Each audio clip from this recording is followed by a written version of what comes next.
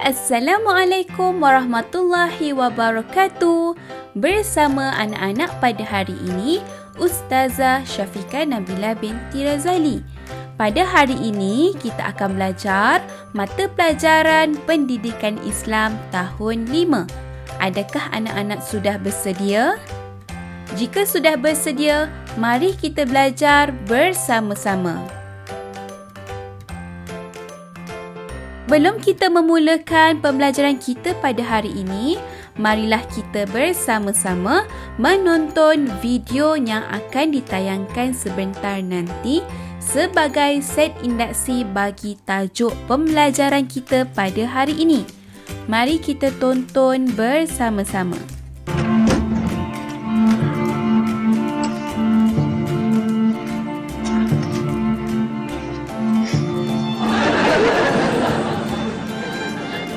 Betul nak pindah, Jo. Betul, Roy. Aku pindah ni pun terpaksa.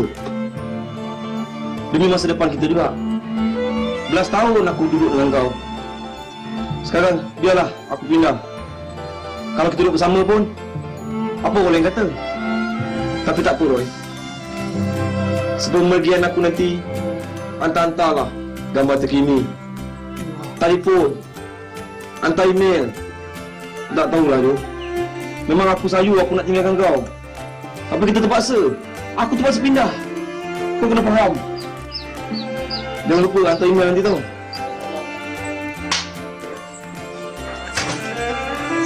Jo, dari ni baik, Jo. Jangan lupa lah kau telefon Kau pun sama, Jo. Okey. Salam, orang tua. Bukan rindu kau, Jo. Aku pun.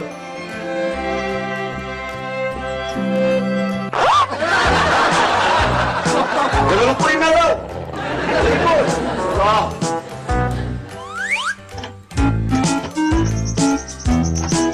Salam, orang tua ya.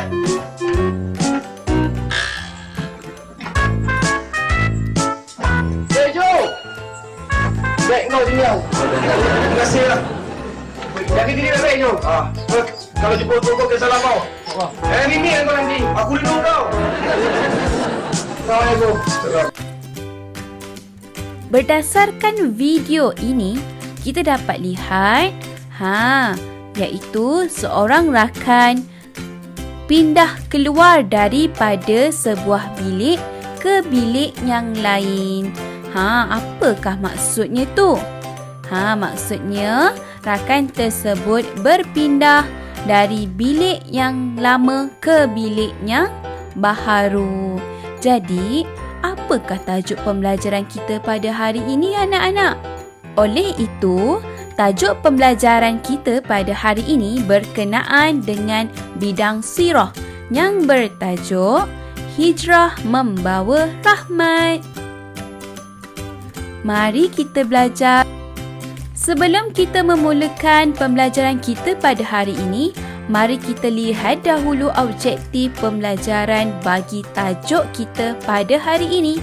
Yang pertama adalah anak-anak dapat menyatakan pengertian hijrah ataupun maksud hijrah dengan betul. Yang kedua, anak-anak dapat menerangkan 3 sebab yang mendorong hijrah Rasulullah sallallahu alaihi wasallam ke Madinah. Dan yang ketiga, anak-anak dapat menjelaskan peristiwa penting selepas Rasulullah sallallahu alaihi wasallam menerima perintah hijrah ke Madinah. Dan yang terakhir sekali, anak-anak dapat menjelaskan 3 kepentingan peristiwa hijrah Rasulullah sallallahu alaihi wasallam ke Madinah. Mari kita mulakan bersama-sama. Kita lihat dahulu isi pembelajaran bagi objektif yang pertama, iaitu pengertian hijrah. Berdasarkan video yang anak-anak lihat sebentar tadi, apakah maksud hijrah yang boleh anak-anak kaitkan? Maksud hijrah adalah perpindahan daripada sesuatu tempat ke sesuatu tempat yang lain, atau daripada satu keadaan kepada keadaan yang lebih baik. Sebagai contoh, iaitu kita berubah daripada yang jahat kepada yang baik. Itu juga merupakan maksud hijrah. Baiklah anak-anak, apa pula pengertian hijrah Nabi Muhammad sallallahu alaihi wasallam? Mari kita lihat bersama-sama.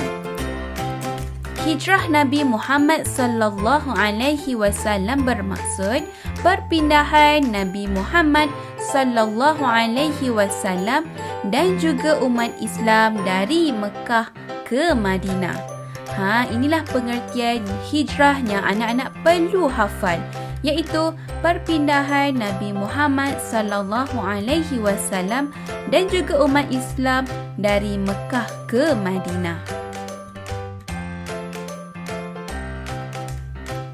Mari kita lihat objektif yang kedua pula, iaitu tentang sebab-sebab yang mendorong Nabi Muhammad sallallahu alaihi wasallam berhijrah. Agaknya, apakah sebab-sebabnya anak-anak yang mendorong Nabi Muhammad sallallahu alaihi wasallam ini berhijrah? Mari kita ketahui bersama-sama. Yang pertama adalah agama Islam semakin berkembang di bumi Mekah.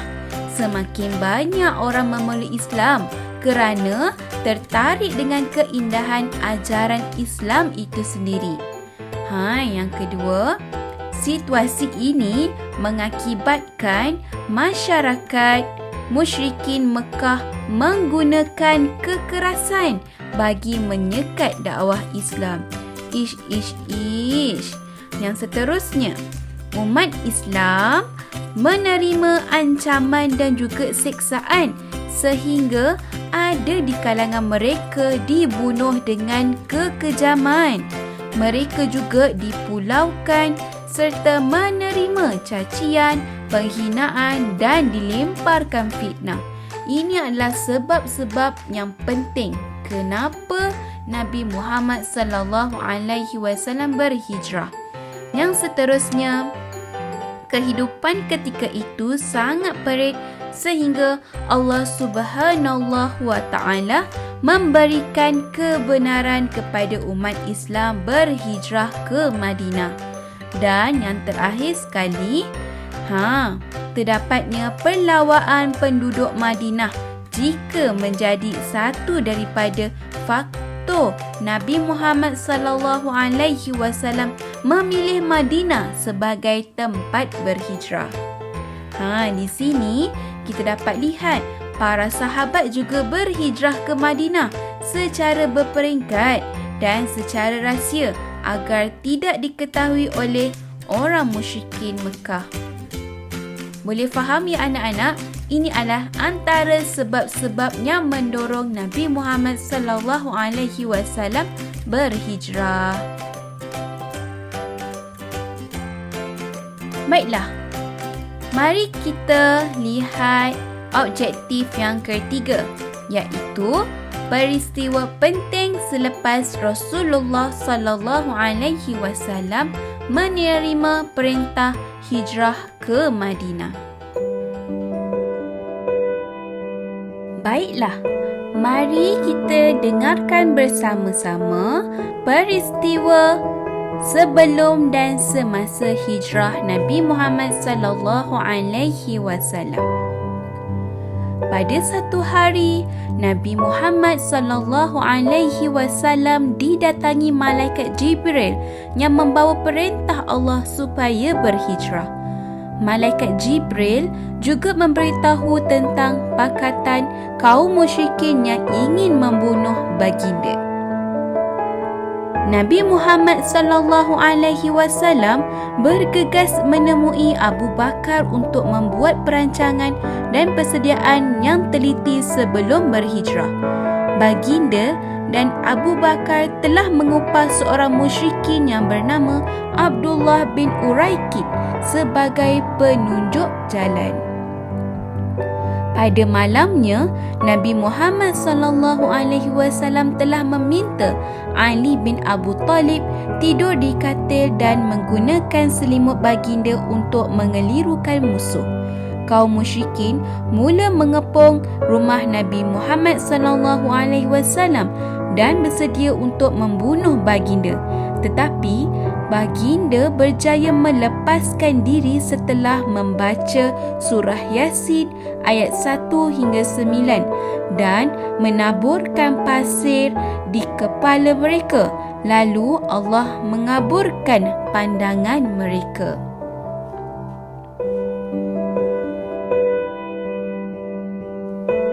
Seterusnya, Nabi Muhammad SAW menuju ke rumah Abu Bakar dan bertolak ke Gua Thur yang terletak di selatan Mekah. Semasa di sana, Abdullah bin Abu Bakar ditugaskan untuk memberi maklumat tentang musyrikin Mekah.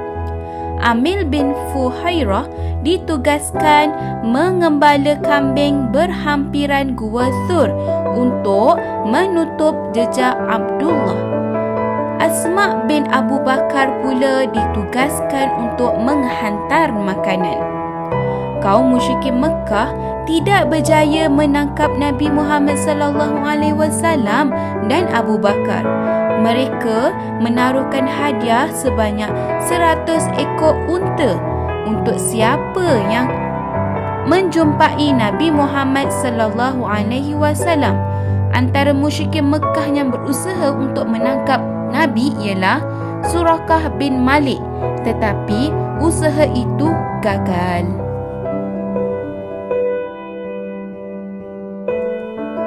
Setelah melalui perjalanan yang panjang dan mencabar, akhirnya Nabi Muhammad SAW dan Abu Bakar tiba di Quba. Di Quba, baginda membina masjid pertama dalam sejarah Islam. Masjid ini dinamakan Masjid Quba.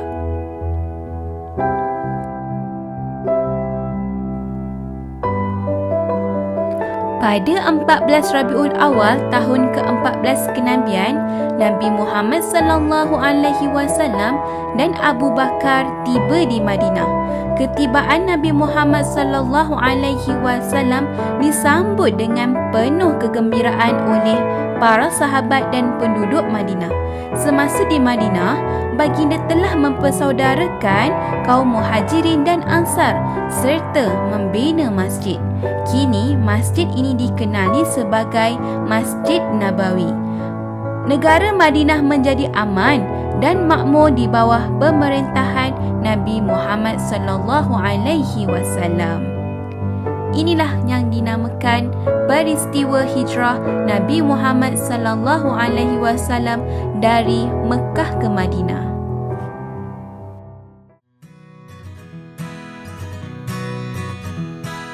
Baiklah, mari kita mempelajari objektif yang terakhir, iaitu kepentingan peristiwa hijrah Rasulullah SAW ke Madinah. Terdapat 5 kepentingan peristiwa hijrah Rasulullah SAW ini ke Madinah. Yang pertama adalah umat Islam hidup bersatu padu dan bebas mengamalkan agama Islam. Yang kedua, rakyat Madinah berbilang bangsa dan agama dan mereka hidup dengan aman damai. Yang ketiga, dakwah dapat disebarkan secara meluas. Dan yang keempat, negara Madinah menjadi maju dan digeruni oleh musuh. Dan yang terakhir sekali, ini membuktikan kebijaksanaan Nabi Muhammad SAW mengatur strategi.